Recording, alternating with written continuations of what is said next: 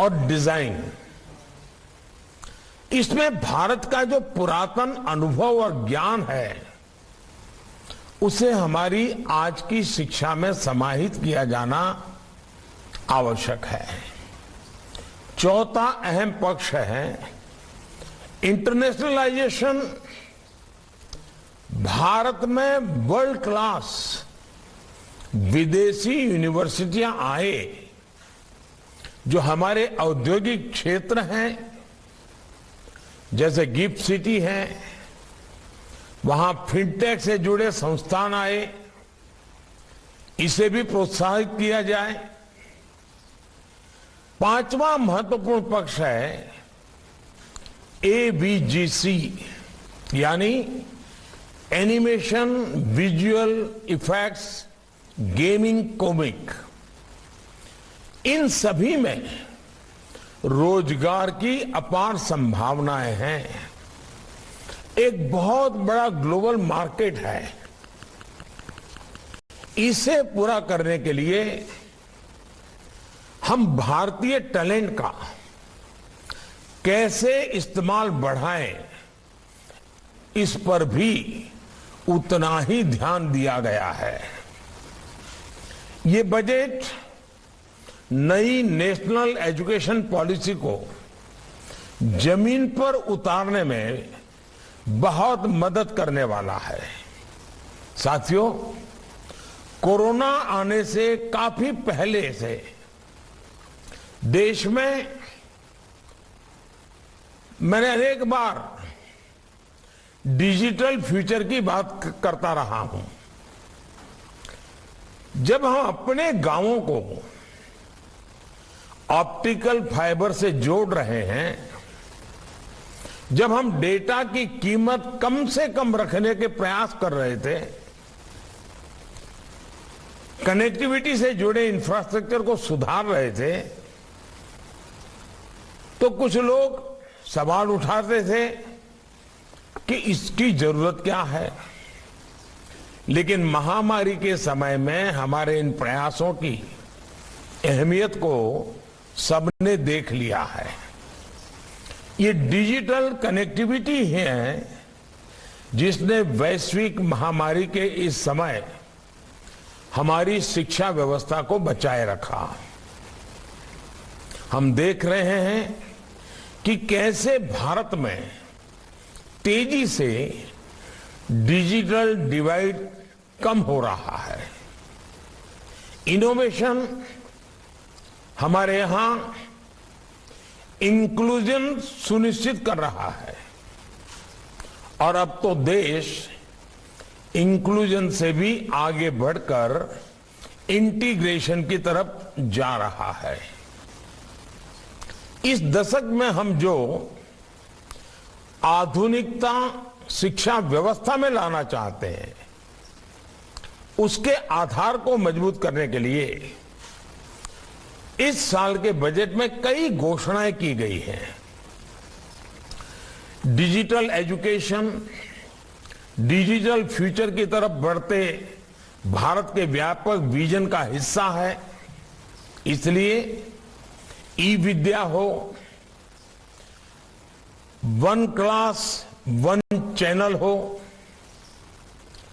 Digital labs हो, digital universities हो, ऐसा एजुकेशनल इंफ्रास्ट्रक्चर युवाओं को बहुत मदद करने वाला है।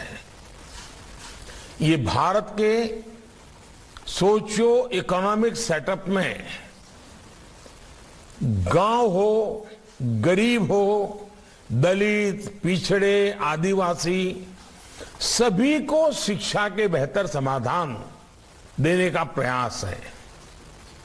साथियों, नेशनल डिजिटल यूनिवर्सिटी भारत की शिक्षा व्यवस्था में अपनी तरह का अनोखा और अभूतपूर्व कदम है।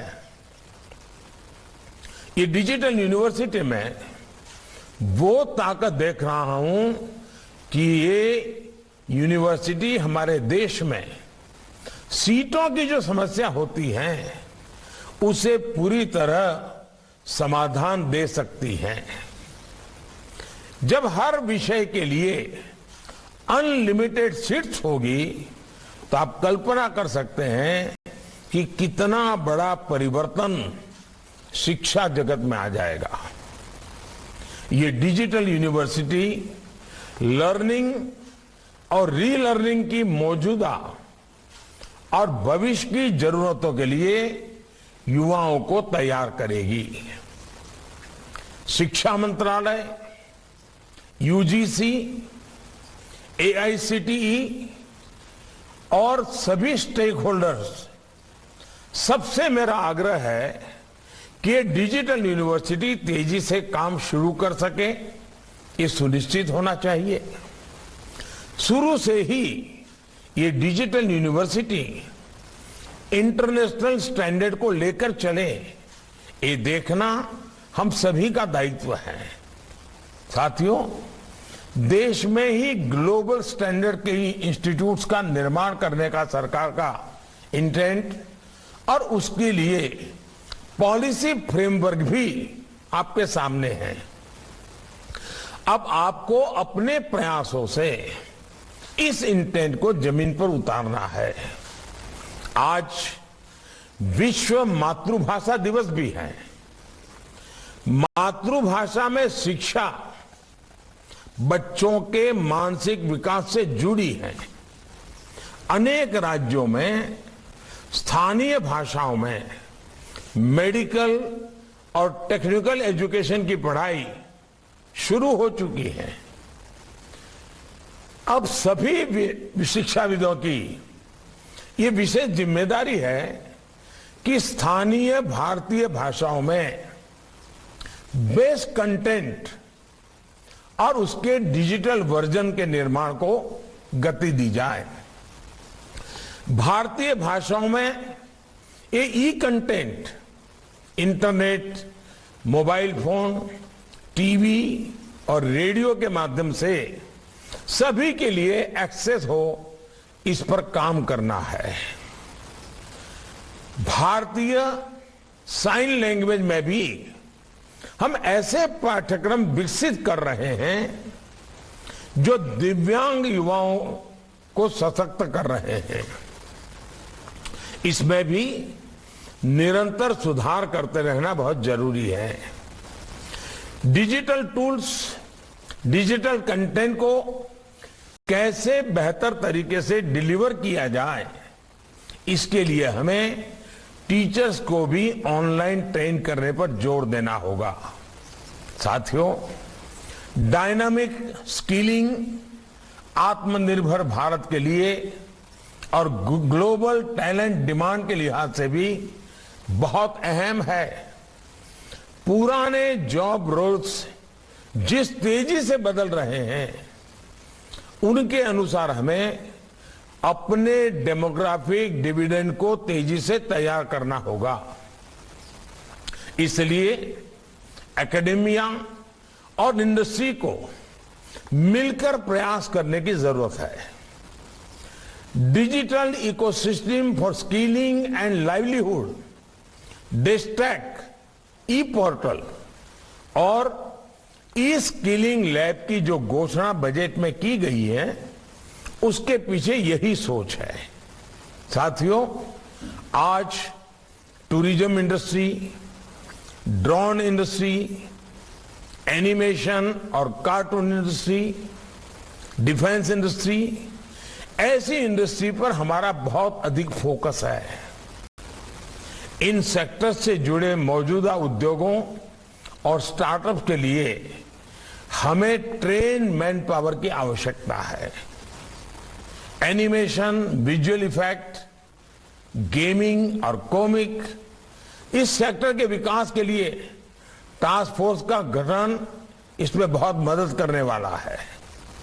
इसी तरह अर्बन प्लानिंग और डिजाइनिंग देश की जरूरत भी है और युवाओं के लिए अवसर भी है।